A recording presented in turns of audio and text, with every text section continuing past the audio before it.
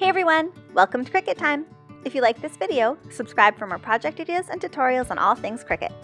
Today's tutorial idea is personalized party favors for your next birthday or themed party. This project is easy to make and apply and was very cost effective as everything cost me less than $5. Start by prepping your cup by cleaning it with an alcohol swab. This will remove any dirt or oil, which will prevent the vinyl from sticking as well. Cut out a couple of designs that match your theme out of permanent vinyl and weed them. Then transfer the design onto transfer tape. I just use whatever is handy to hold my cup in place so it doesn't move around when I go to stick on the vinyl.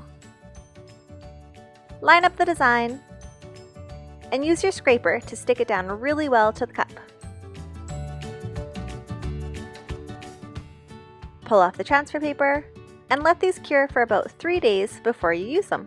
If you liked this video, don't forget to subscribe for more project ideas and tutorials on all things Cricut.